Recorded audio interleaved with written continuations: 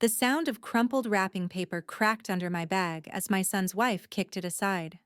Still, I said nothing, just adjusted the bow on the box I had labeled carefully for her. As the paper strained under her heel, it whispered what I already knew. She thought I didn't matter. While she laughed across the room, I watched her. All polished nails and practiced charm. The same torn paper now revealed her real gift, an envelope with the name on our house. That's when I met her eyes and said, "You'll need a new address by January." All right, before we dive into this crazy story, do me a favor. Subscribe and tell us where you're watching from. Christmas Eve. The Henderson home buzzes with noise, the low hum of conversation, the clatter of dishes, the occasional burst of laughter punctuated by the sharp click of heels on the hardwood. It's warm inside, too warm for December, and the scent of garlic, thyme, and baked ham clings to the air, making everything feel heavier. The usual holiday cheer, however, is muted this year, overcast, like the thick layer of snow outside that has yet to break. Linda arrives early, her steps slow as she approaches the front door. The world outside is white, soft, and silent, but inside, there's a chaotic kind of energy, a kind that has never felt entirely comfortable for Linda. She reaches for the handle, the cold metal sending a slight tremor through her fingers, and then enters, taking a moment to adjust her scarf. Her small overnight bag hangs from her shoulder, the same one Natalie had kicked aside last year. A quiet little symbol of the tension she always feels when entering this house. She hears the laughter from the living room before she even enters the hallway. Her son, Mark, somewhere in the background, trying to fit in, trying to be present but always half absent. His wife, Natalie, louder than ever, commanding the space around her. The kind of woman who fills a room, but leaves no room for anyone else. It's been like this for years, but tonight, Linda can almost feel the weight of her own breath pressing against her chest. Linda steps into the hallway, the bag in her hand lightly shifting as she lowers it to the ground, moving toward the living room with the wrapped pie in her other hand.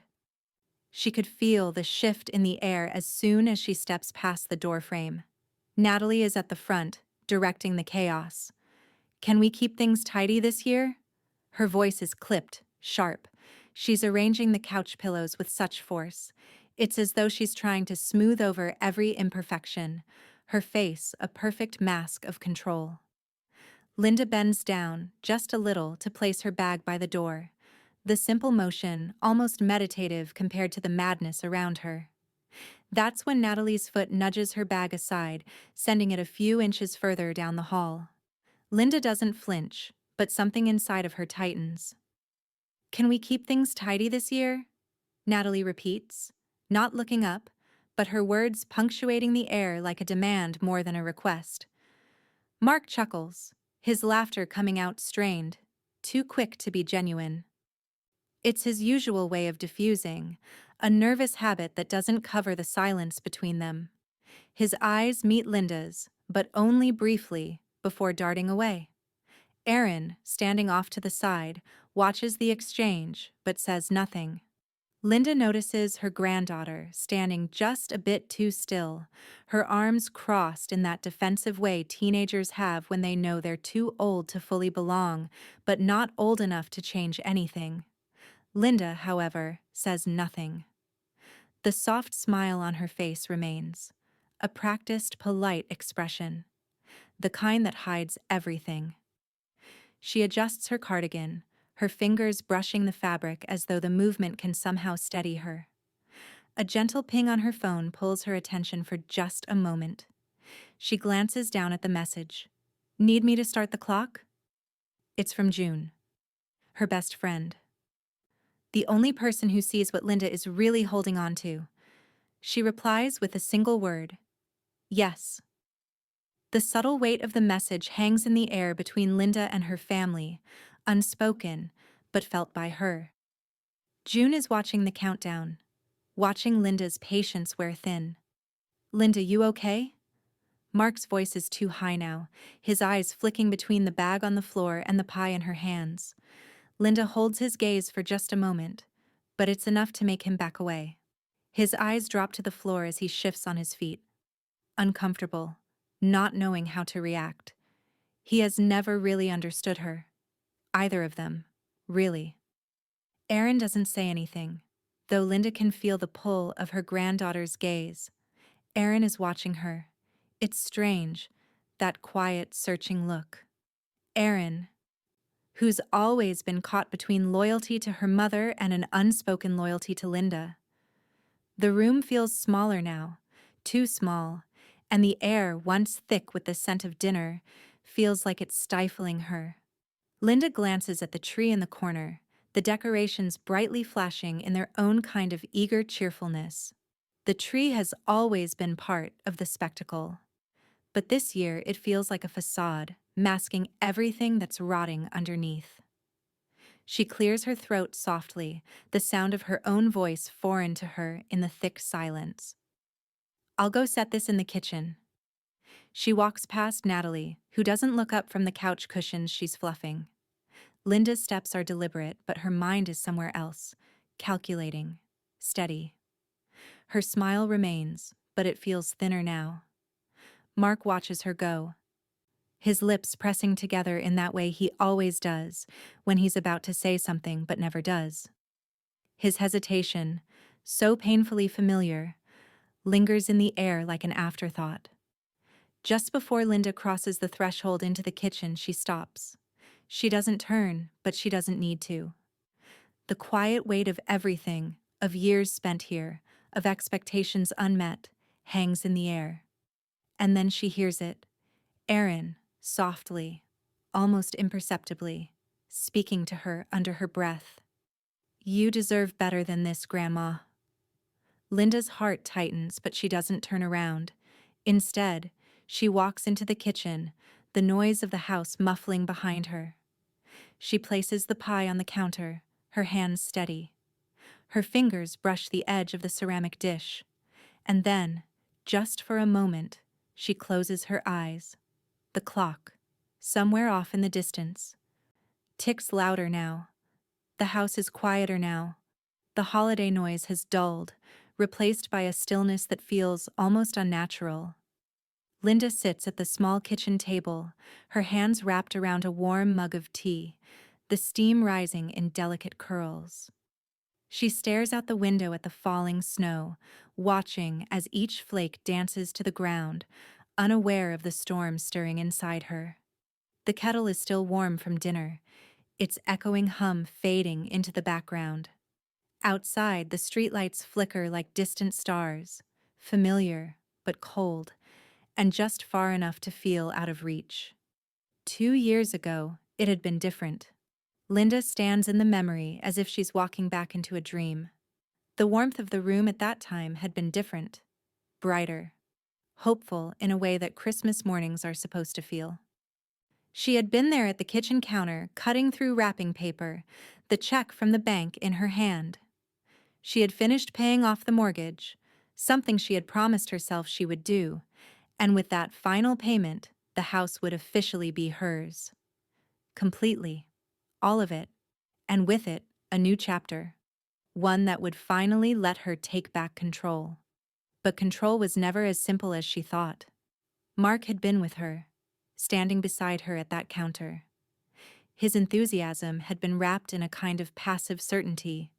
He had nodded as she signed the papers, murmuring how proud he was of her.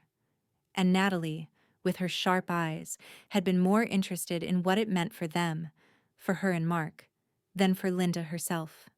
She had stood there, arms crossed, nodding like she was part of a grand production.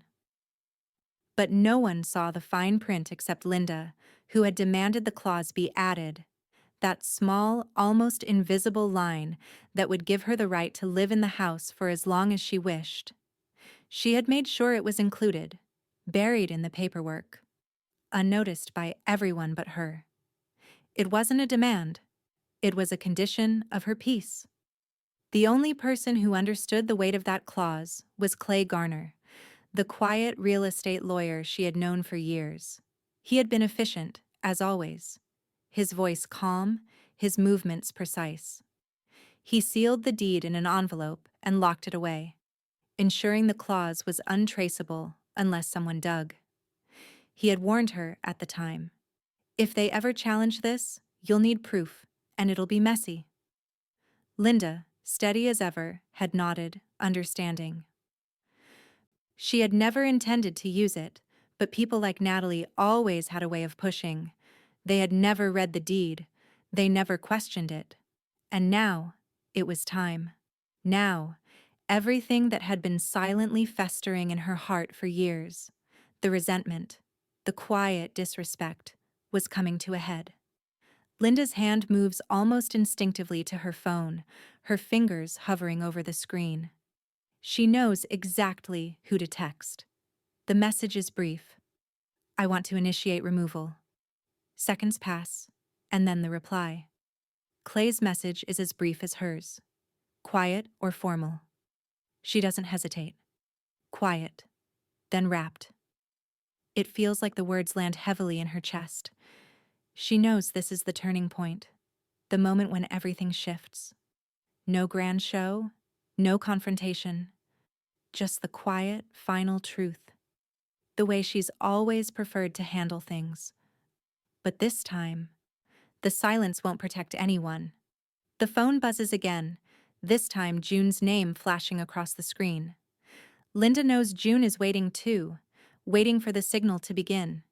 She reads the message aloud softly to herself, smiling to no one in particular. You gonna drop it in a gift bag? Linda's voice is steady, almost amused as she taps her reply. No, a hinged box, with ribbon. A pause hangs in the air as she sets the phone down. The gift, she thinks. She imagines it, crisp, formal, elegant, wrapped in something that might look like holiday cheer, but in truth, it's the bow that hides the bitterness beneath. The eviction letter, so perfectly packaged, would arrive like a surprise, just another part of the season's festivities. It won't be the first gift she's ever given Natalie, but it will be the last one she ever has to. A flash of movement from the corner of the room catches her attention. It's Mark, standing in the doorway, watching her, unsure whether to speak or leave. His eyes are downcast, and for a moment she sees him as he really is. Nervous, caught between loyalty to his wife and the quiet understanding that something is wrong. He opens his mouth, but the words don't come. Instead, he sighs, rubbing the back of his neck as if searching for a way to fix something he knows cannot be fixed. Linda doesn't look up at him. She doesn't have to. She's already made her choice. The quiet hum of the snow outside grows louder, as if the world itself is holding its breath. And inside, everything shifts, just enough to change the course of what's coming. Linda stands slowly, her hands resting on the counter. She looks at the tree in the living room again. Its branches weighed down with ornaments, its lights twinkling like tiny stars, a tree that hides the truth. And now, finally, the truth will be unwrapped. The table is set, the clink of silverware and the hum of small talk filling the room as the final touches are placed. The chandelier overhead casts a soft golden glow, and the heavy scent of roasting turkey mingles with the faint tang of cranberries. The table is too large for just 4 people, but Natalie insists it's the right size. Perfect for when the renovations are finished and the house is properly updated. Linda's gaze flickers over the polished wood surface, the glassware gleaming, and the empty chairs around the table. The weight of it all, the formality, the posturing, presses down on her. Even as she adjusts the napkin at her lap, Mark sits beside her, the nervous energy radiating from him more palpable than the warmth from the oven. He's already had a couple of drinks, his cheeks flushed, though his eyes remain distracted, scanning the room but not really seeing anything. He keeps his hands busy, lifting the serving platter, passing the rolls, and keeping his movements robotic, efforts to fill the space, to appear useful. Natalie, at the head of the table, carves the turkey with precision. Her movements are sharp, purposeful, almost too perfect. The knife slides effortlessly through the flesh, and each cut is measured as though she's executing a well-rehearsed routine. Her eyes dart across the room, scanning for any sign of approval. Mark passes the rolls to Aaron without looking at her, then glances at Linda. His gaze falls back to the turkey, his hand suddenly still, as if he's waiting for something he doesn't quite understand. The food smells like a holiday, but there's a tension in the air, thick and unwelcome. Linda picks at her plate, pushing a few vegetables around, but her appetite is absent. She's eaten enough to be polite, but not enough to be satisfied. Her fork moves in slow, deliberate circles, the action methodical. She doesn't look up at anyone, doesn't respond to the small talk about next year's plans. Her thoughts are elsewhere, on a contract, a promise made, and the slow burn of what's to come. Her silence is its own kind of statement. "So, next year," Natalie says, breaking the silence, her voice cutting through the thick air like a well-sharpened blade. She's just finishing carving the last of the turkey, setting down the knife with a flourish. "We'll have everything in place for our new kitchen once we gut the front room." She says it with the same certainty as someone declaring the weather forecast, but there's an edge to her words, a need to assert control over everything, every inch of space. Linda's eyes flicker to the front room, barely visible from where she sits. It's cluttered with remnants of a house in transition, the walls chipped, the furniture mismatched. The room is unremarkable, a vague space to be redefined. But the renovations, like everything else, are part of Natalie's plan. And the house has never been just a home for Linda. It's always been something more, something to be conquered. Erin, who had been quiet until now, looks up from her plate. She's been picking at her food too, clearly disinterested in the show that Natalie's putting on. "What front room?" Erin asks, her voice low but direct. She's watching her mother with an expression that mixes curiosity and quiet resistance. "This one," Natalie replies, with a wave of her hand, dismissing Erin's question as if it's a trivial matter. She glances at Linda, her smile tight. "Once we've gutted it, we'll have a proper space for entertaining.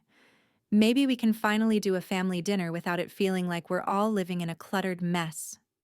The words hang in the air, loaded with implications. Linda's fingers tighten around her fork. Her gaze remains steady on Natalie, though her face remains composed. "I'd hold off on the demo," she says, her voice quiet but firm. The words are like a soft counterpoint to the grand plans being laid out in front of her. The simple truth she's been keeping for herself, the truth that they've all ignored, starts to make its presence known. "What do you mean, hold off?" Natalie asks, her eyes narrowing slightly, her tone sharper now. She leans forward slightly, her hands steady on her plate. "What's wrong with the front room?" Her voice holds an edge now, like she's not just asking for information, she's demanding it. Linda smiles, the expression soft but deliberate. She doesn't look at Mark, doesn't look at Erin, but at Natalie. The silence between them stretches for a moment, thick and heavy. "No," Linda replies, the word simple but final. "I'm not moving out." The tension in the room shifts, curling like smoke between them. Natalie's eyes widen for just a moment before narrowing into something more calculating. She tries to mask the surprise with a forced chuckle, but the sound doesn't reach her eyes. "Why? Are you planning to stay here forever?" Natalie asks, her voice slipping into something colder, more dismissive. "I don't plan to leave." Linda's gaze doesn't waver. "And I don't plan to go anywhere at all." The table falls silent. The sound of chewing, of forks and knives, fades into the background as each of them processes the words. Mark shifts uncomfortably in his chair, glancing between his mother and his wife. Erin is watching Linda now, eyes wide, as if she's just realized something she hadn't understood before.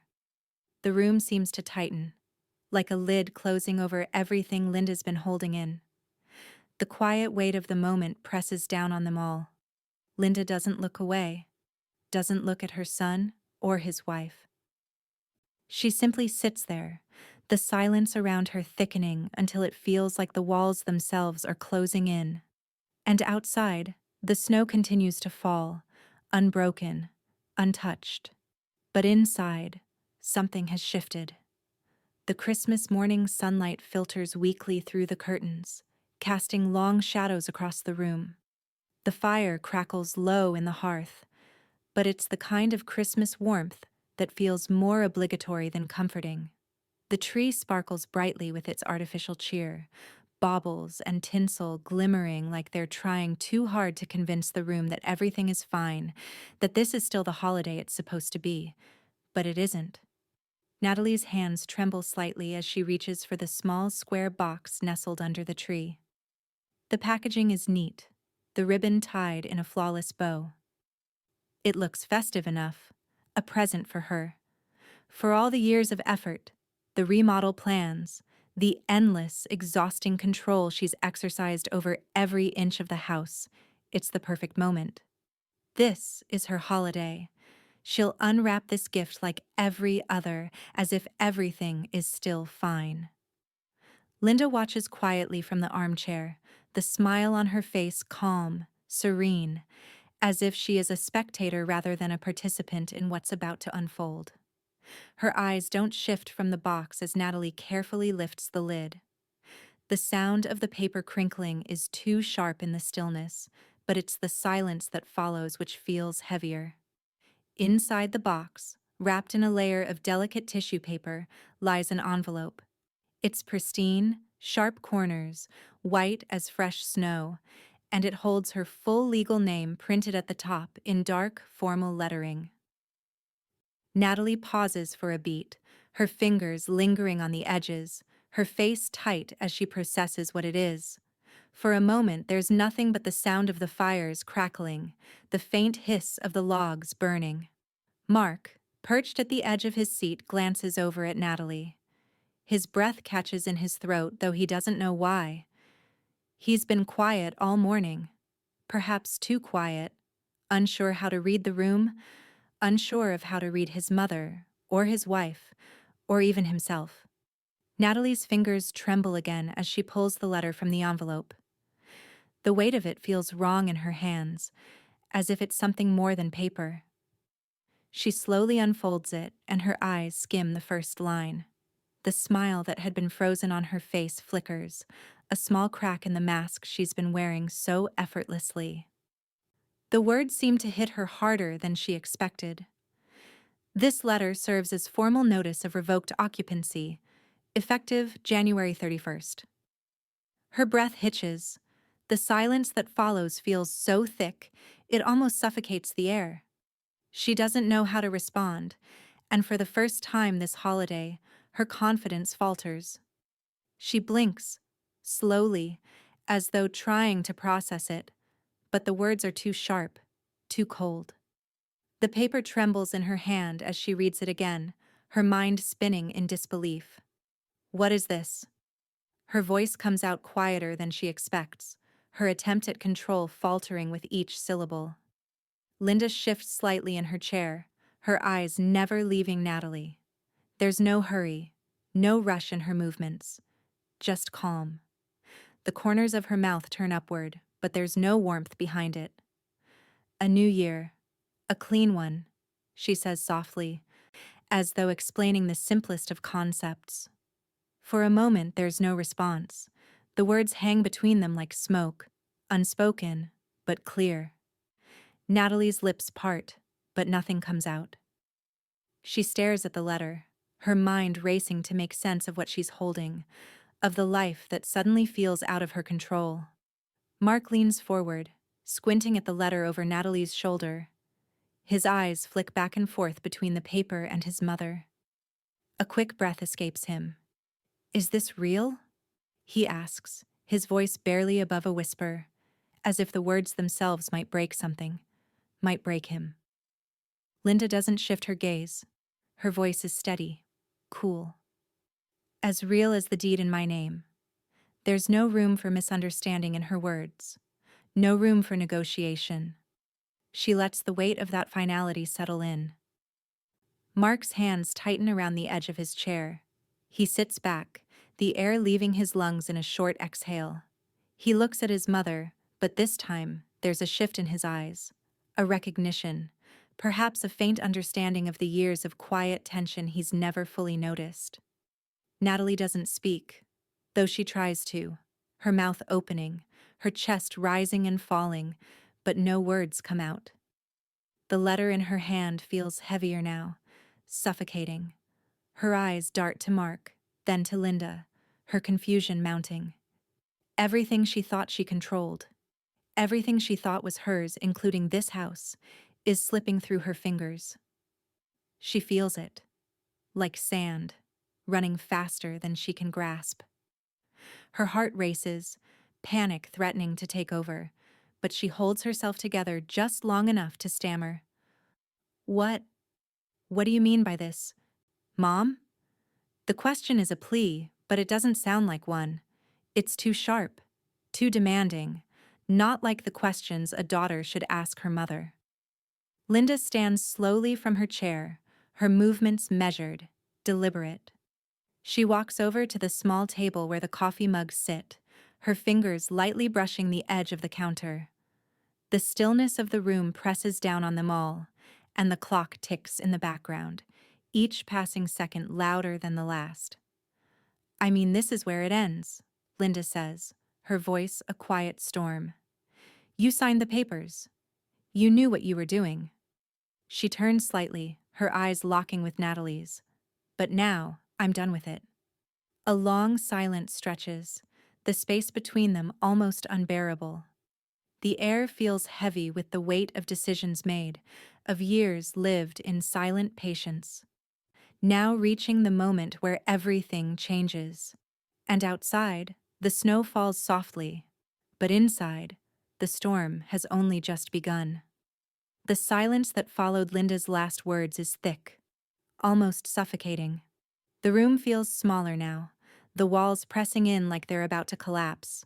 The weight of the letter in Natalie's hand seems to grow heavier with each breath she takes. Her fingers are stiff, still clutching the paper as though it might slip from her grasp. But the truth keeps sinking deeper into her bones, a cold, hard truth that won't let her go. Mark doesn't say anything, though his eyes flick back and forth between his mother and his wife. His lips are pressed together, his body frozen in place. He feels trapped, unsure whether to defend his wife or stand with his mother. He doesn't know what's happening, but everything inside him urges him to say something, anything, to break the tension. But his voice catches in his throat, swallowed by the gravity of the moment. Then Natalie speaks. "You can't do this." Her voice breaks the silence like a crack of thunder, raw and furious. It's a scream filled with disbelief, with fear. She stands up so suddenly that the chair she was sitting in scrapes harshly against the floor.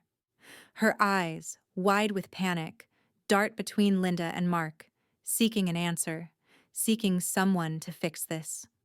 "You can't just—" she stammers, her voice rising, a knot of frustration building in her chest. "This is my home. You're kicking me out." Linda doesn't flinch. She doesn't move an inch from where she stands by the coffee table, her posture calm, almost relaxed. The only motion is her fingers, which reach slowly into her purse, the movement deliberate, unhurried. The stillness of the room amplifies the sound of her hand brushing against the leather, of the faint rustling as she pulls out a small, folded document. Mark's gaze sharpens as Linda opens it. He knows what it is. He should have known. But it hits him again with the same coldness, like a punch in the gut. Linda unfolds the paper slowly, her eyes scanning the lines. It's the deed. The deed that's been in her name all along. Mark opens his mouth, but Linda doesn't wait. She points to a section near the bottom of the page, her finger tracing the words as she speaks with quiet finality. Section 8, she says, her voice low but clear. Owner reserves right to revoke co-occupant status at any time. She holds the paper up, her eyes meeting Natalie's as she allows the weight of the words to settle between them. Natalie takes a step back, her breath hitching in her throat as she processes what she's hearing. "What the hell does that mean?" she snaps, her voice trembling with disbelief and fury. Her eyes flick between Linda and the paper, but the truth, now laid bare before her, feels like a punch to the stomach. "You signed it," Linda replies simply, her tone steady, unwavering. She doesn't raise her voice. She doesn't need to. The finality of her words carries the weight of years spent quietly biding her time. It's over now. Mark's face pales. He stands up abruptly, his chair scraping noisily against the floor, his eyes wide. "You put this in the paperwork?" he demands, his voice rising in a mixture of shock and anger. The pieces are falling into place, and he's finally starting to understand the magnitude of the situation. But even now, he doesn't fully grasp how deep this goes, how much Linda has been holding back all these years. Linda's eyes remain fixed on him, her gaze unflinching. "You signed it," she repeats, as if there's nothing more to say, as if the simple truth is enough. The room is heavy with tension, the silence suffocating. Natalie's eyes flick from Linda to Mark and back again, as if searching for something, anything that could change the direction they're headed. Her voice cracks with frustration as she takes a step forward, her words sharp, desperate. "Where are we supposed to go?" Her question is more than just words. It's a plea, a cry for help that she doesn't want to admit she needs. Linda takes a slow, steady breath, her eyes narrowing just slightly. "I'd start packing before the snow thaws," she says, each word deliberate, unyielding. Her voice has no trace of hesitation. She's made her decision, and there's no turning back now. For a moment, everything is still. Natalie stands frozen, the anger and disbelief twisting on her face. Mark's jaw is clenched, his fists tight at his sides. The silence that follows is deafening, each second stretching longer than the last, the words sinking into the air like stones thrown into a still pond. Natalie stares at Linda, her chest rising and falling with heavy breaths. She's trying to process what's just happened, trying to understand how the situation spiraled so far out of control. The house, the one thing she thought was hers, slips from her fingers, unraveling before her very eyes. Mark finally looks away, his shoulders slumping with the weight of it all. He moves toward Natalie, his hand brushing her arm. But she pulls away sharply, the movement sudden and sharp, like she's been burned. Her anger flares again, a flash of fire in her eyes. Linda watches them both, her expression unchanged.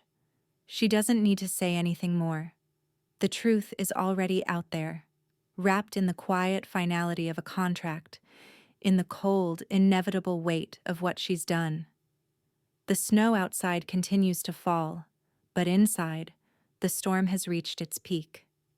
And there's no going back. The front door creaks open, and Linda's heart doesn't skip a beat.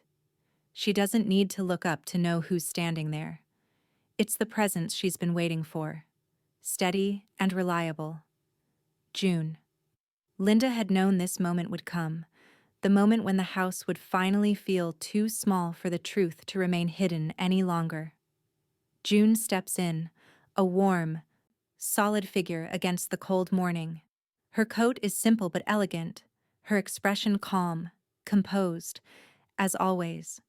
It's almost as if she's stepped out of a different world, a world where things don't get messy, where people can be trusted, and where justice, even if it's slow, is inevitable. Linda doesn't need to say a word. June closes the door behind her, her gaze sweeping over the room, taking in the tension, the silent chaos that lingers between Linda and her son and daughter-in-law. Without hesitation, June walks over to Linda, offering a firm hug that feels like both comfort and solidarity. "You doing okay?" June's voice is soft, but there's an edge to it, one that Linda recognizes. It's not just concern, it's an acknowledgement of the weight of what's happening. Linda pulls back from the hug, offering a small smile. "I'm fine," she says, though the words don't come out as easily as they usually do. The truth, the reality of this moment is finally setting in. It feels heavy, but it feels right. She feels more herself than she has in years. Natalie's glare cuts across the room as she watches June walk into the house, her face contorting with a mix of disbelief and irritation. "Oh, great!" she hisses, crossing her arms tightly. "Your little sidekick's here." The words come out sharp, acidic, as if June's presence is another betrayal she has to endure. Linda doesn't flinch at the comment. She's learned long ago that Natalie's barbs are just noise, empty words thrown in anger, but meaningless. Instead, she looks over at June, who is unfazed by the verbal attack, her gaze calm and unshaken. "I'm here as a witness," June says, her voice level and firm, the quiet authority in her words cutting through the tension in the room. "Legal and moral." Mark shifts uneasily, his eyes darting between the women, clearly unsure what to make of June's presence. The reality of the situation is finally hitting him, and the confusion on his face is a clear reflection of the uncertainty swirling inside him. He had thought this would all go smoothly, that everything would fall into place. But now, with June here, with the deed, with the finality of Linda's actions, the ground beneath him feels unstable. June doesn't waste time. She reaches into her purse and pulls out an envelope, handing it to Mark without a word. It's heavy, official-looking. The kind of envelope that doesn't need to be opened to understand that it holds something important. Mark hesitates for a moment before taking it from her, his hands trembling slightly as he tears the seal open. His eyes scan the document inside, and his face pales as he reads the first line. It's from Clay Garner, the lawyer who had handled all the paperwork. The same lawyer who had sealed the deed away when Linda made sure her right to stay in the house was protected. The letter is clear. The proof of transfer. Signed in 2021. And then, there it is. His name. He was there. He signed it. Mark's gaze flicks up from the letter, his face a mixture of disbelief and anger. "You kept this from me?" he asks, his voice tight, his knuckles white as he grips the letter. The words aren't a question as much as an accusation, but Linda isn't moved. She's already given him every chance to understand. "I kept my promise," Linda replies, her voice steady, unwavering. "I let you live here rent-free, but you broke the trust." Her eyes don't leave Mark's, and there's something final in the way she says it, something that suggests this is the last conversation they'll have about it. Mark stands there for a moment, the letter shaking in his hands as he processes the words. He looks to Natalie, his expression confused, almost pleading. "You're really going through with this?" His voice cracks with frustration, as if he's hoping for a different answer. For a reason to believe that this isn't real, that it's just a misunderstanding, some kind of mistake. But Linda doesn't soften. She doesn't offer him a way out. "You signed it," she repeats. The words simple but heavy. "You knew exactly what you were doing." The silence hangs between them like a thick fog. It presses down, suffocating, but Linda stands unflinching in the eye of it. There's no going back now. She has already made her peace with what's happening, and she doesn't need anyone's approval. Not anymore. Mark's gaze shifts, as though searching for something, but he finds nothing. Nothing he can say, no words that can change the reality of the situation. June watches it all quietly, her expression unchanged. She's been here before, in different situations, but the feeling is the same. Watching someone finally face the consequences of their actions. Watching the truth come out, no matter how much it hurts. Finally, Mark turns away, a deep sigh escaping him as he slumps back into a chair. The fight has left him. He doesn't know what to do next, doesn't know how to move forward. Linda turns to June, the two of them exchanging a quiet understanding. The worst of it is over now. The house has finally started to belong to her again, not just in name, but in spirit. And as the snow continues to fall outside, covering the world in white, Linda finally feels the weight lift. There's no more holding back. No more waiting. The storm is over. But the world around them has changed forever. The heavy click of Linda's suitcase closing is the only sound in the room, cutting through the silence that has settled over the house. It's a quiet finality, one that resonates in her bones, in the very air she breathes. The suitcase is small, compact, a perfect fit for her essentials, and as she zips it shut, she stands for a moment, looking around the room that had once been her sanctuary. Now it's just a place of memories, each corner a reminder of what she's lost and what she's gained. The same bag Natalie had kicked aside just days ago now holds her life, everything she needs to start over. Linda's eyes linger on the photograph on the dresser, the one of her and Mark from years ago, when he was a child, before everything became so complicated. The smile in the picture is pure, before resentment and manipulation had settled between them like a slow poison. She picks up the frame, hesitates, and then sets it back down. It's time to leave those memories behind. The rest of the house feels like a stranger's home. The air, thick with tension, hasn't felt like hers for years, and now it's time to move on. A soft knock on the door breaks her from her thoughts, and she walks over to open it. Standing there is June, her coat off and arms full of groceries. "I figured you'd need a few things to get started," June says with a smile, her voice low but warm. Linda smiles back, the first real smile she's had in days. "You didn't have to." "I know," June cuts in gently, stepping inside. "But I wanted to. A little housewarming, even if it's just a fridge to fill." The two of them share a brief, understanding glance, and Linda takes the bags, moving them to the kitchen. The condo is small but cozy, just as it was in the brochures. White walls, clean countertops, the kind of place that feels fresh, new. A fresh start. Not just for Linda, but for everything she's going to rebuild. No more clutter, no more noise. Just peace. As June unpacks the bags, arranging everything meticulously, Linda watches, her gaze moving across the room. The light coming through the windows is different here. Soft and filtered. Less harsh than the heavy sunlight that used to pour through the windows of the old house. Here, she feels like she can breathe. It's strange, almost surreal, but it's the kind of surreal she's come to embrace. June finishes stocking the fridge, then stands back and looks around. "First night in peace," she says, her tone almost playful. "How's it feel?" Linda leans against the counter, folding her arms, her eyes tracing the neat lines of the room. It's almost too perfect. Like a house in a magazine, yet it's exactly what she needs. She exhales, the weight of everything settling in her chest. "Like a housewarming and a closing all in one," she says softly, her voice carrying a weight that June understands.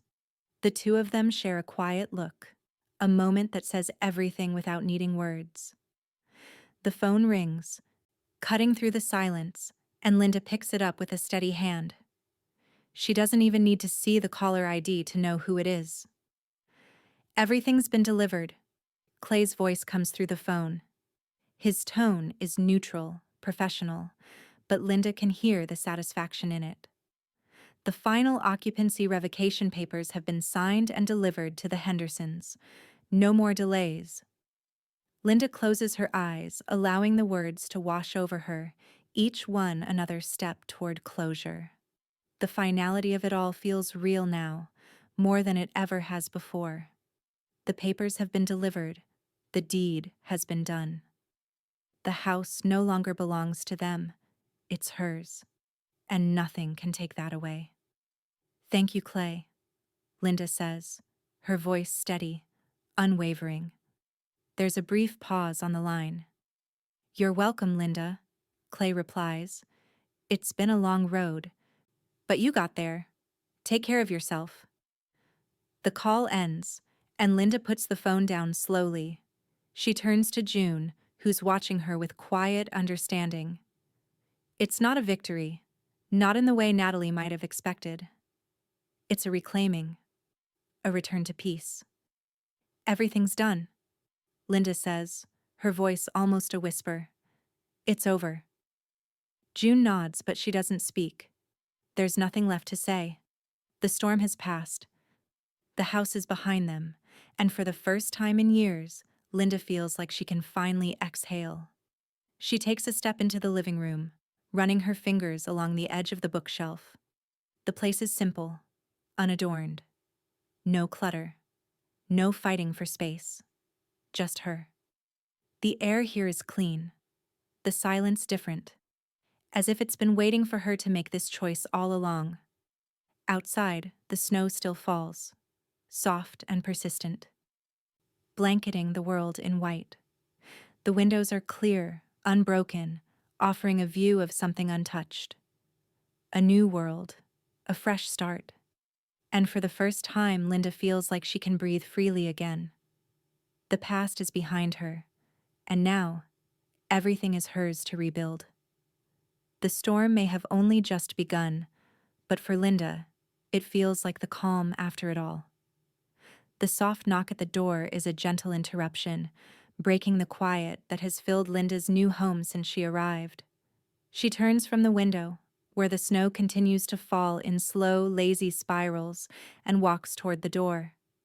For a moment, she wonders who it could be, another reminder of the past, or someone looking to drag her back into the chaos. But when she opens it, she's met with a familiar face. Erin stands on the other side, her eyes swollen from crying.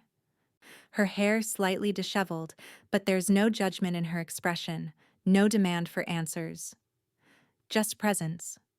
Her arms open, and before Linda can say anything, Erin steps forward and pulls her into a hug. The embrace is tight, warm, and it feels like a silent apology wrapped in comfort. No words are needed. Linda feels her own breath catch in her throat, a feeling she hasn't experienced in what feels like forever. For a moment, she allows herself to just be held, to be human again, to let the weight of everything fall away in the warmth of her granddaughter's embrace. The world outside, the one with its cold, hard edges, fades away. Erin pulls back just enough to look at Linda, her hands still on her shoulders. Her voice is soft, but filled with a quiet, lingering sadness. I didn't know how bad it had gotten, she says, her gaze flicking to the apartment behind Linda, to the pristine space that feels almost too clean, too new for everything that has just transpired. Linda nods, her eyes softening, but there's no anger there, just resignation, and perhaps a little sorrow. You didn't want to look, she says, her voice steady. It's not an accusation, but a simple truth. Erin had been caught between her loyalty to her mother and the awkward, painful distance that had grown between her and Linda. She hadn't wanted to see the house falling apart, the family unraveling, and Linda understood that more than anyone. Erin looks down, her fingers fidgeting with the hem of her sleeve, and then she looks back up at Linda, her eyes uncertain. What happens now? She asks, the question lingering in the air between them. It's a question Linda has been asking herself, even though she knows the answer. She's made her peace with it all. She's moving on, but the next chapter isn't as clear for Erin. Linda walks slowly into the room, her feet moving lightly across the hardwood floors. She stops by the small coffee table, running her fingers over the edges. The space feels like hers now. No distractions, no disruptions. It's not perfect, but it's real. And it's hers. They move out, Linda says, turning to face Erin, her voice steady. I move on. She shrugs lightly, as though it's as simple as that, though she knows the weight of it all. The years spent living in tension, the finality of it. You? You get to choose, Linda adds, her eyes softening as she meets Erin's gaze. Erin is quiet for a long moment. She looks out the window, her gaze distant. Her mind clearly working through the heavy realization of what Linda is saying. Do I still have a place in your life? Erin's voice cracks just a little, a sign of the vulnerability she's been holding inside.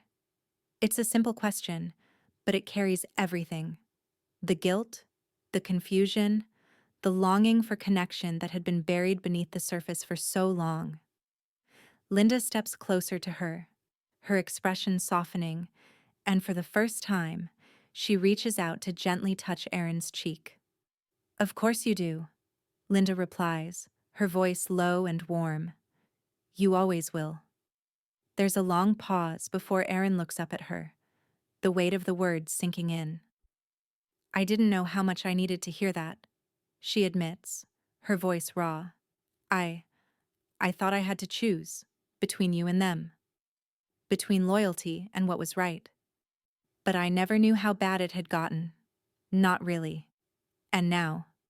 She trails off, her gaze flicking to the empty space between them. Linda smiles softly, her heart heavy with a mixture of love and regret. You don't have to choose, Erin. You've always had a place here, and you always will. But you need to decide where your peace is. And if you want to be part of my life, then you come to me. Not because you have to, but because you want to. Erin's eyes glisten, and for a moment, Linda can see the weight of the years lifting from her granddaughter's shoulders. She nods slowly, a quiet acceptance settling over her. It's not a perfect resolution, but it's real. And that's enough. The silence lingers, but it's not uncomfortable. It's a shared understanding, a moment of connection that has been lost for too long. Erin steps forward and hugs Linda again, this time without any hesitation, her arms wrapping around her tightly, as if making up for all the lost time. Linda closes her eyes, feeling the warmth of the embrace, knowing that despite everything, the fights, the distance, the pain, there's something solid here. Something that can't be taken away. Not by them, not by anyone. She has Erin back. She has herself back. And for the first time in a long time, Linda feels like she can finally breathe.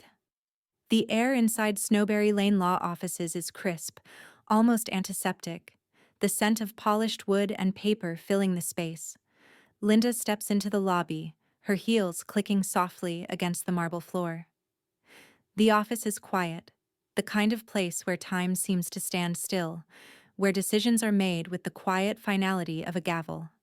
She walks past the receptionist, who smiles politely, her expression neutral but kind. Linda nods in return, not bothering to ask for small talk. She knows the way. She's been here before, years ago, when her marriage was still a living thing and when the world felt a lot more like it was in her control. Now she walks into a different room, one that has become more familiar in the past few weeks than her own home. Clay Garner is waiting for her, sitting behind a large mahogany desk. The sunlight from the windows catches the edge of his glasses, making his face look colder than usual. His hands are folded neatly in front of him, and the rest of the room feels ordered, methodical. Everything in its place. Good to see you, Linda, Clay says, his voice smooth, professional, a slight smile pulling at the corners of his mouth. He rises, offering his hand, and she takes it firmly, feeling the weight of their shared history press on her as he gestures toward the chair across from him. "Thank you for meeting me," she says, sitting down and crossing her legs, adjusting her bag at her side. She doesn't need to waste time with pleasantries. Clay settles back into his chair, taking a moment to organize the paperwork in front of him, as if he's preparing for something that's been long overdue. Finally, he looks up, his eyes steady. "You're here to finalize the changes to your will, then?" Linda nods, her lips pressing into a thin line. "Yes." She doesn't waste any time. She's had more than enough time to think this through, to understand what it means, to make peace with the decision. She meets his gaze. "I want to remove Natalie and Mark as beneficiaries." Clay raises an eyebrow, his expression unreadable. "You're sure?" "I'm sure," she replies without hesitation. "They've had their chance. They broke the trust." Clay pauses, writing something down on his pad, the sound of his pen against paper sharp in the otherwise quiet room. He doesn't ask for more clarification. He doesn't need to. He understands what Linda means. "I'll make those changes. But what about Erin?" Clay asks, flipping through the papers to the next section. "How do you want to structure her inheritance?" Linda leans forward, her fingers tapping lightly on the armrest. "Erin will be added as a conditional heir," she says carefully, "with a service clause. She needs to earn it, but I want to give her the chance." Clay's pen stops moving, and for the first time his gaze softens slightly. "A service clause?" Linda nods, her expression resolute. "Yes. I want her to prove she's willing to commit. She needs to show she's ready, not just financially, but emotionally. Ready to take on what this family and this home represent. I don't want her to just inherit the money. I want her to understand what it means." Clay seems to consider this for a moment, his fingers tapping the pen against the desk. "I'll include that. I'll also include a provision for you to revise it in the future if needed." Linda's jaw tightens. "Yes. Make sure it's clear. Erin will be the only one I'll ever consider now. Not Mark. Not Natalie. If they want what's mine, they'll have to earn it in a way that proves they've learned something." Clay nods slowly, writing down the specifics. The quiet hum of the office seems to echo in Linda's mind, the weight of the moment settling around her. "And what about the rest of it?" Clay asks, shifting the conversation slightly. "The remainder of your estate?" Linda's eyes flicker to the window, where the light seems to be fading outside, the afternoon sun casting long shadows on the ground.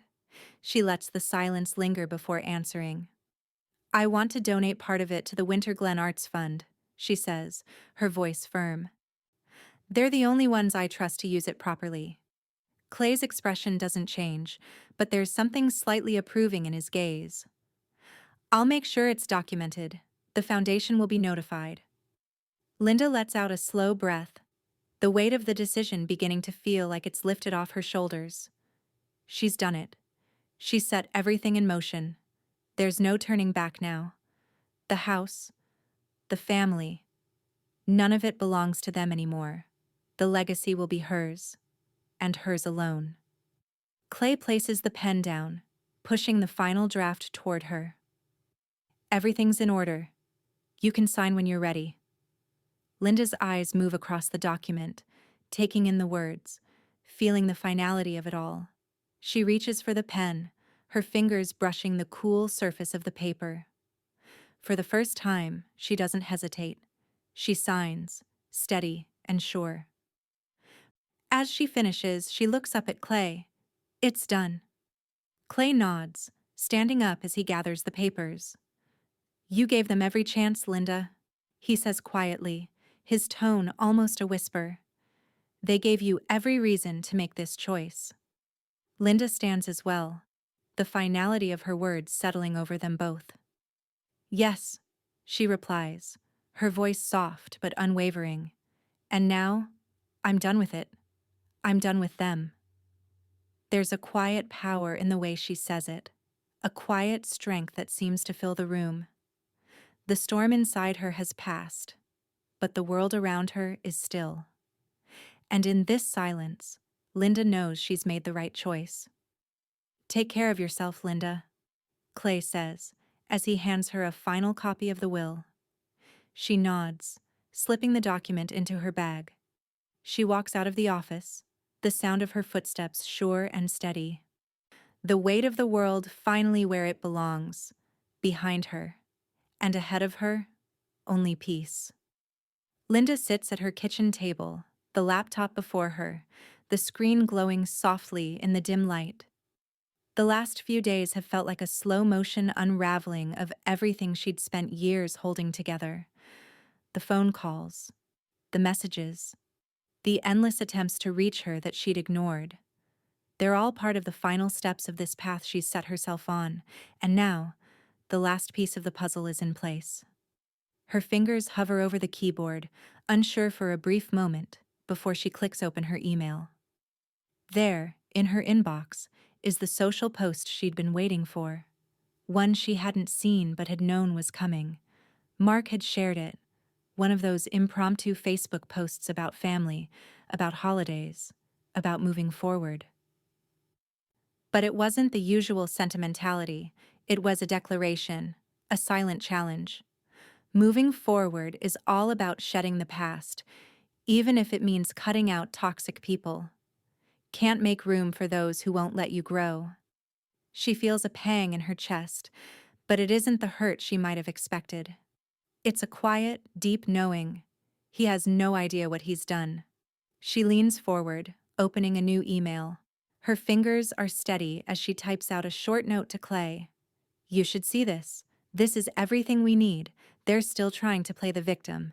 It's all over social media. She attaches the screenshot of the post to her email and presses send, her thumb lingering over the send button before she lets it go. The email vanishes into the ether, and for a moment, there's nothing but the quiet hum of the room around her. A moment later, the response comes. This strengthens your case. No sympathy in court now. Linda reads it and a smile forms on her lips, not out of joy, but out of something far colder. It's done. There's nothing more to say. The social media post, the unwitting confession, seals it. They've never understood what they've been playing at. They never understood the price of betrayal. She closes the laptop with a sharp click, standing up from the table, her movements deliberate. The whole world feels different now, as if the air around her has thickened with purpose. She moves to her phone, and with a swipe, she blocks Mark's number. For a moment, the silence that follows feels complete. No more calls, no more texts, just the weight of decisions made and actions taken.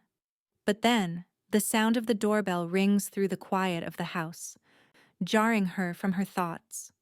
Linda pauses for a moment, feeling the tension knot in her stomach. She knows what's coming, what has to come. She walks to the door, her footsteps light but resolute, and opens it to find a delivery driver standing there, holding an envelope. It's thick, official-looking, and the moment she sees it, she knows what it is. It's the first piece of the eviction process. The formality of it all. Something she's already known would happen. But seeing it in person brings a cold certainty she hadn't fully prepared for. The driver hands her the envelope, and she doesn't flinch. She takes it without a word and watches as he walks back to his truck. She closes the door quietly, almost reverently. This is the moment. She tears open the envelope with steady hands, and there, in bold print, is her name. Their names. But her final decision. The letter is short, precise, but carries the finality she's been aiming for all along. This letter serves as formal notice of eviction. You are required to vacate the premises within 30 days. Failure to do so will result in further legal action. Linda feels a brief ripple of satisfaction. No more beating around the bush. No more pretending to hold on to something that never belonged to her or to them. Just as she sets the letter down on the counter, her phone vibrates. It's a call from Mark, the number she just blocked. He's calling from another line. She doesn't pick up. Instead, she presses the button that sends his call straight to voicemail, her finger lingering on the screen as the phone continues to buzz. She knows what he'll say. The questions, the pleading, the half-formed excuses that never seem to end. He's always been more about managing his own discomfort than facing the truth. And now, he will be left with nothing but his own mistakes. The voicemail comes through, and she listens. His voice is strained, breaking. Mom, please. Please pick up. We need to talk. This is just wrong. You can't do this to us. Linda's heart doesn't skip a beat. It's what she expected. No understanding. Just shock. The realization that he's no longer in control. That's the real weight of it. The sudden loss of power. The shift in the world that only she can see. Only she has orchestrated. She swipes the voicemail away without responding, her mind already focused on the next step. The calm that has descended upon her is not out of forgiveness, but out of something more profound. Freedom. She walks back into the living room, glancing at the envelope on the counter, the ticking of the clock seeming louder now. The final clock has begun to count down. From behind her, Erin's voice breaks the silence. They don't even feel sorry, just surprised, she says softly, entering the room quietly, her tone gentle but knowing. Linda turns, meeting her granddaughter's eyes. She knows what Erin means, and she knows the cost of their ignorance. But it's too late for regret, too late for apologies that won't be made. Linda smiles softly, a look of quiet strength settling over her features. They'll never understand, she says, her voice a steady whisper. But it's not for them to understand anymore. And in that moment, Linda knows. Everything is changing. The coat feels like a warm embrace against the chill of the morning, its soft wool a gift from June. A small token of her support. Linda pulls it tighter around her shoulders as she steps out of the elevator and into the common area of the Winter Glen senior condos. The place is lively, a stark contrast to the silence of her old home. The soft hum of laughter, the clinking of glasses, and the murmur of conversations all blend into an unexpected kind of comfort. Linda surveys the room, taking in the mix of residents. Some are older, some younger, but all of them seem to carry a certain ease, an unspoken understanding of the space they share. Here, she's not just the widow or the woman scorned. She's simply one of them, and for the first time in what feels like forever, she doesn't feel like an outsider. June waves at her from across the room, holding a glass of spiked cider, a mischievous glint in her eye. Linda walks over, her boots clicking softly against the polished floors. She greets a few familiar faces, offering smiles, but it's the easy conversation that feels unfamiliar. It's genuine, without strings attached. "Glad you made it," June says, handing her a drink. "A little something to loosen up after everything." Linda takes the drink, savoring the warmth that flows through her. "Thank you, June. I needed this." "Of course you do," June says with a wink. "It's not a proper new beginning without a toast." The conversation flows easily around her. For the first time, Linda doesn't feel like she's on the edge, watching from the outside. She's pulled in, listened to, included. No one's waiting for her to apologize, to explain. They're just happy she's here. It feels natural, easy, like this is where she was always meant to be. A man in his late 60s raises a glass to her as he passes by. "We heard you served your family justice on a silver platter," he says, his voice a mixture of admiration and a bit of humor. Linda chuckles softly, the weight of his words settling in. She raises her glass in acknowledgement. "More like gift wrap and legal proof," she replies, her voice steady. The words come naturally now. The realization that it's truly over. She's no longer the one being judged, no longer the one expected to be wrong. The truth is out, and she's moved on. The crowd laughs and continues their conversation, but the words echo in Linda's mind. She takes a slow sip of the cider, the tang of it reminding her of something simpler, something that feels like relief. The storm of the past few weeks is over. She's finally free. As the conversation continues around her, her phone buzzes in her pocket. Linda reaches into her bag, pulls out her phone, and unlocks it. The text is from Aaron. The message is short, but Linda can read between the lines. They're leaving. They're bitter. But they're gone. A sense of finality settles over her, as though the last chapter has been written. The words hit her differently now, not with anger, but with a quiet peace. They're gone. The people who never understood, who never saw her, are finally out of her life.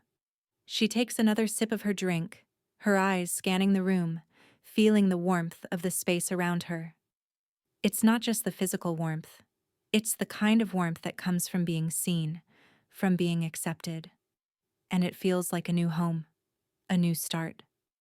Her phone buzzes again, but this time, she doesn't reach for it.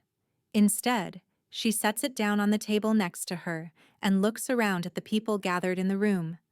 She's no longer tethered to the past. She no longer needs to look over her shoulder, waiting for an apology that will never come. For the first time, Linda feels like she can breathe. Really breathe. She's taken control of her life, and she has a future ahead of her, free from the chains of guilt and expectation. One of the residents raises a toast again, this time to the group. To new beginnings, they say, their voices rising in unison. Linda smiles, lifting her glass, joining the group. The weight of the last few months, of the years of tension and struggle, seems to fade in the company of people who simply want to live their lives without burden. As the glasses clink, Linda realizes something. This, here, in this small but welcoming space is the life she's earned. This is the life that no one can take from her. Her air, her space. And for the first time in years, it feels like everything is right where it's supposed to be. She glances at the window, the snow still falling gently outside, and a sense of peace settles in her chest. This is her time now, her future. Linda stands in front of the mirror, adjusting the collar of her jacket. The reflection staring back at her feels unfamiliar but liberating. She hasn't dressed like this in years, no longer concerned with hiding behind faded sweaters and soft cardigans. Today, she wears something sharp, something that suits the woman she's become, not the one she used to be. Her phone vibrates on the counter beside her. It's June, reminding her of the feature article she'd agreed to. A local magazine, one that covers human interest stories, had reached out weeks ago. Linda had hesitated at first. Was this the kind of thing she wanted to share with the world? But now, standing in the quiet aftermath of it all, she sees it for what it is, an opportunity. Not for fame or recognition, but for the kind of closure she couldn't get from Mark or Natalie. She picks up her phone, reads the text, and smiles. Ready for your moment? Don't let them tell your story. You're the one who lived it. Linda nods to herself and replies, I will.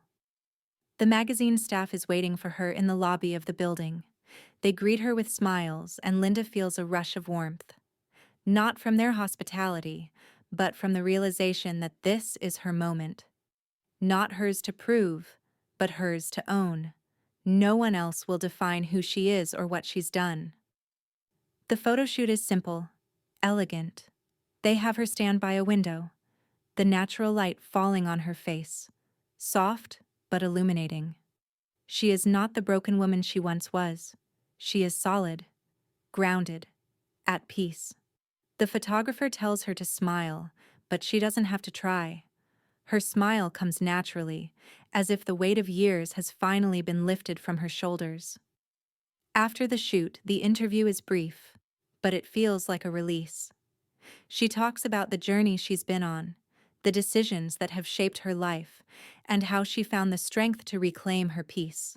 She's candid, but careful with her words. The past is a story she has rewritten, and she's not about to let it drag her back into a place where she doesn't belong. As she leaves the building, the magazine's editor stops her with a final word. "Thank you for sharing your story. We're honored to tell it." Linda smiles, but it's a quiet smile, a recognition of how far she's come.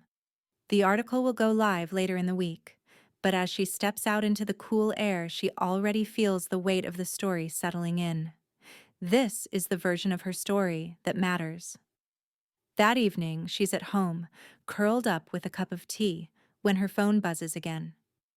The feature has gone live, and it's already making the rounds.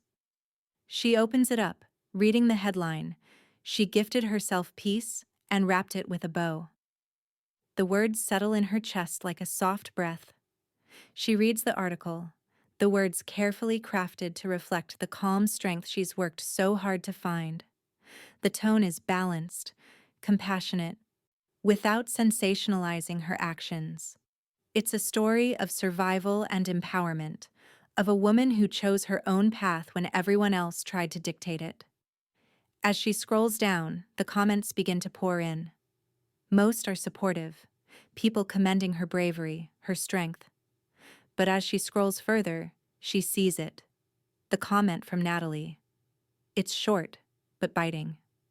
"This is one-sided." Linda sighs, shaking her head. It's not surprising. Natalie had always been quick to place blame, quick to make herself the victim in every scenario. But Linda isn't interested in playing that game anymore. She taps the screen, flagging the comment for moderation, and it's swiftly removed. Almost immediately, she gets a private message from Aaron. It's a simple text, but it carries the weight of everything Linda's been through. "You still have more grace than they deserve." Linda's thumb hovers over the keyboard as she thinks for a moment. The message, while heartfelt, doesn't fully capture what she's feeling right now. She types back, "That's not grace, that's policy."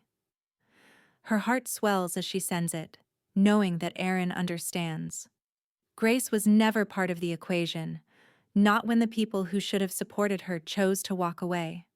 What Linda has now is far more valuable than grace.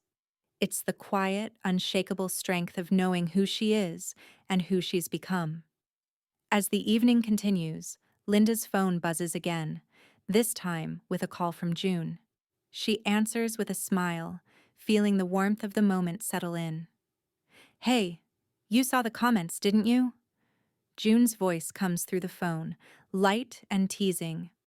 "I can't believe she tried to make it all about her again." Linda laughs softly. "It doesn't matter anymore," she says. "They're gone, June, and I'm finally free." The call continues, the conversation flowing easily. Linda talks about the article, the support she's received, and the calm that has finally settled in her heart. As the evening wears on, she feels the shift in herself. The woman who had once been bound by guilt, shame, and expectation has been replaced by someone stronger, someone who has learned that peace is something you have to take for yourself. The doorbell rings, interrupting her thoughts. It's late, but the visitor is expected. It's Aaron. Linda opens the door and they share a quiet hug. "Did you read it?" Aaron asks, her voice tinged with excitement. Linda nods, smiling softly. "It's done. It's all out there." "Good," Aaron says, her voice barely above a whisper. "You deserve that peace." Linda looks at her granddaughter, feeling the weight of everything she's worked for in that simple, genuine smile. Her future, her new life, is just beginning. And for the first time in a long time, Linda feels like she can finally breathe. The envelope sits on the counter, innocuous in its simplicity, but Linda can feel the weight of it. The paper is thick, the edges crisp, too formal for comfort, too deliberate to ignore. She doesn't need to open it to know what's inside. She already knows. The handwriting, the scent of ink, the words that will inevitably spill out. Blame, regret, and a single, feeble attempt at an apology. Mark's letter. She's been avoiding it for days now, leaving it on the counter, hidden in plain sight. But tonight, with the glow of the kitchen light casting soft shadows across the room, Linda knows it's time. It's the last thread of the past, the last piece of the life she once tried to save, and it's all contained in that envelope. She reaches for it slowly, the motion almost mechanical, as if every inch closer to opening it pulls her further back into the weight of those years. The years spent hoping for something more from her son, for a gesture, for an understanding that never came. The letter slips out of its envelope, and she unfolds the pages one by one. 4 pages. 4 pages of words that, at one time, would have devastated her. But now, as she reads through them, they feel hollow. The lines are full of phrases like, "I didn't know," "I never meant to hurt you," and "I'm sorry, but there's no sincerity, no real apology. Just more of the same. His regret isn't about what he did. It's about the consequences, about the fact that he's now facing a reality where he has no control, where she, Linda, is the one in control. The final line is a weak attempt at reaching out, a familiar plea. Can we undo the damage? Linda places the letter down carefully, the weight of it no longer as heavy as it once would have been. Her fingers tremble, not from emotion, but from something deeper.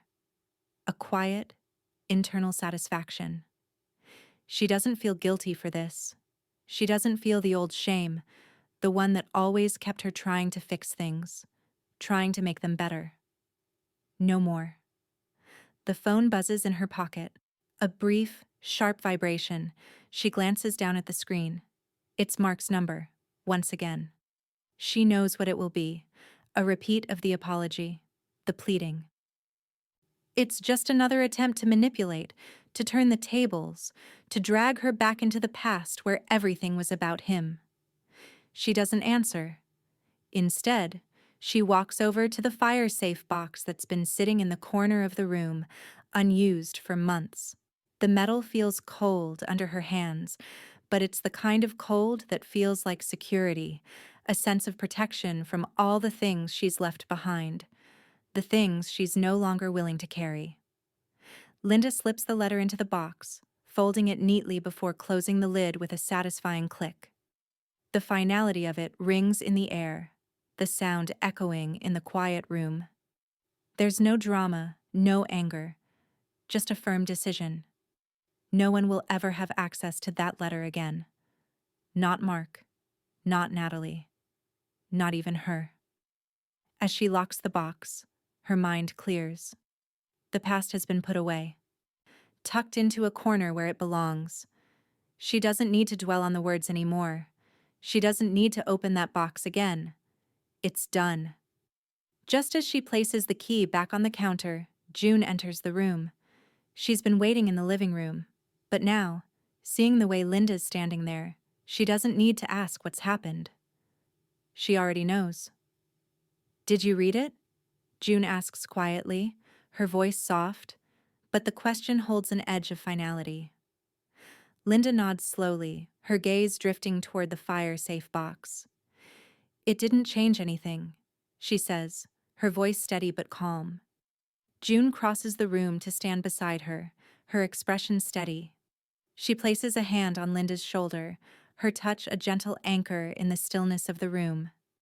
"He wants what he lost," June says softly, "not who you are." Linda exhales, her chest rising and falling slowly, the weight of those words sinking in. "Exactly," she replies, her voice unwavering. "And I'm not for rent anymore." There's something final in her tone, something that sounds like she said the last word on the matter. And June, ever the understanding friend, simply nods. She knows Linda. She knows what it takes for Linda to come to a decision like this. The silence between them is filled with an understanding deeper than words. Linda's gaze lingers on the fire-safe box for a moment longer before she turns away, walking toward the living room. "I'll be fine now," Linda says, her voice low but firm, as if convincing herself of it for the first time in years. June follows her, a soft smile pulling at the corners of her lips. "I know you will," she says, settling onto the couch. "You've already found your peace?"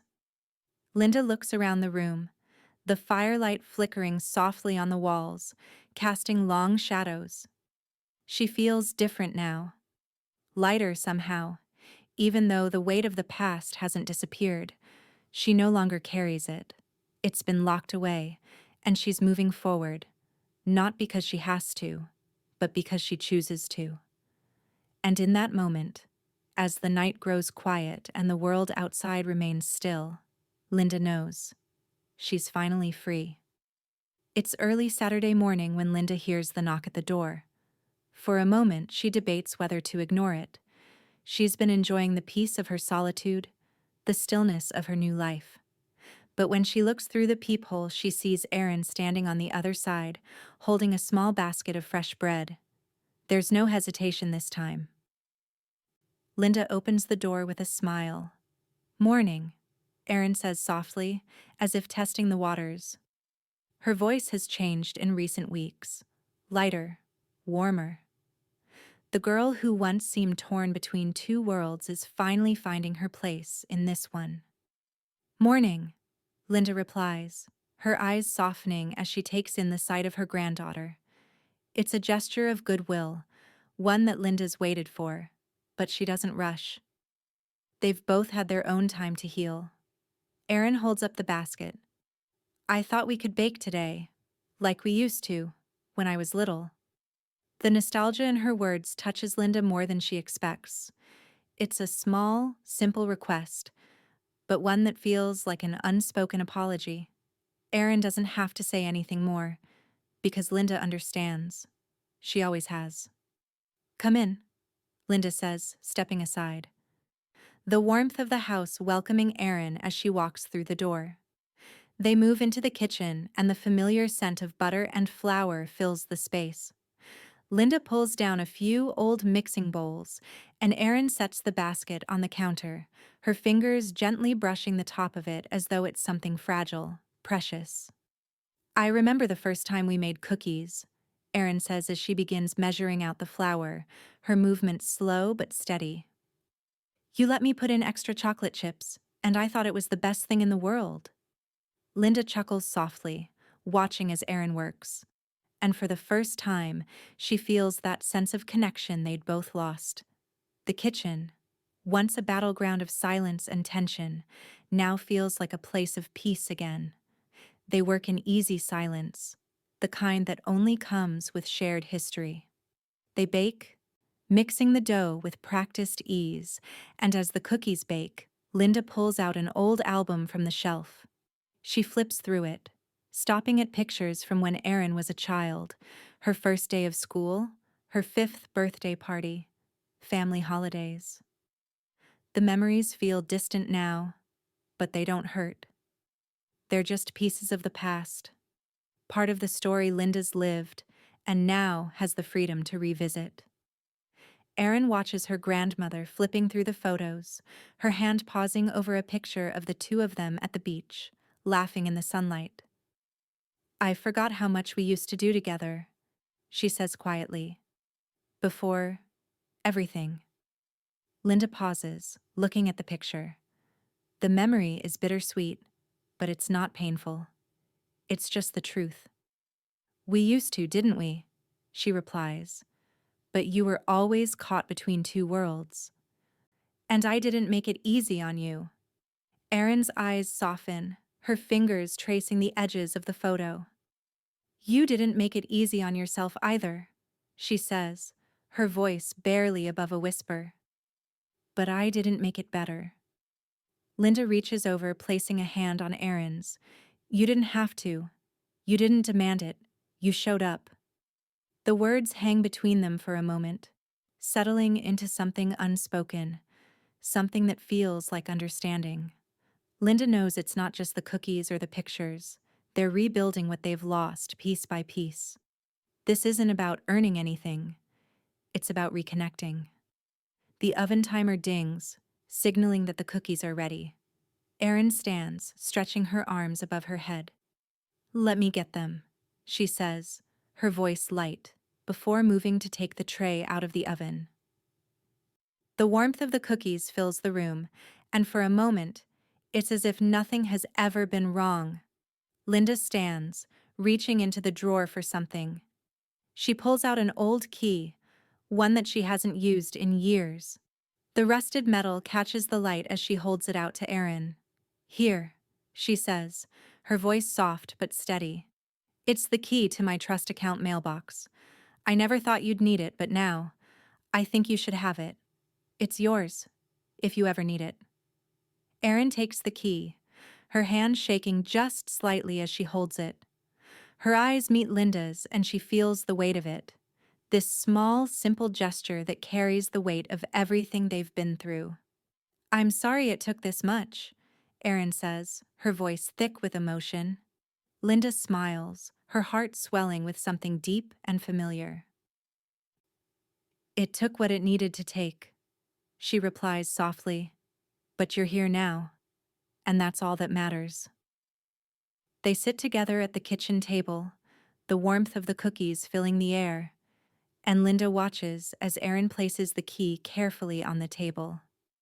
The world outside might still be cold, but in this moment, inside these four walls, everything feels right. For the first time in a long time, Linda feels like she can breathe. Not just in her own space, but in the space she's created with Erin. The weight of the past is still there, but it's no longer defining them. The future is wide open, and for the first time in years, Linda knows she doesn't have to carry it alone. As they share the warm cookies, their laughter fills the room, and for the first time, it feels like a new beginning. The fire crackles softly in the hearth, the flames dancing with a warmth that feels right, feels earned.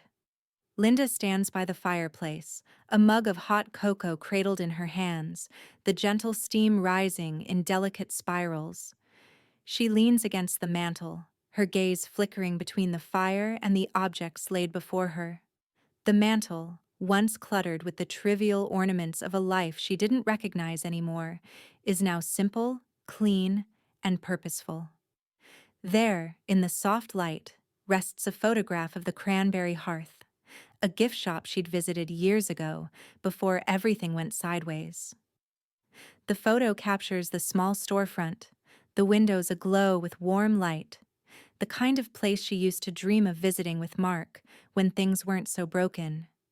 It feels like a piece of the woman she's reclaiming, not the one tethered to others' expectations, but the one who knew how to breathe in the quiet and find joy in the small things. Next to the photo is her trust account file, a symbol of the control she's taken back from the chaos of her family's demands.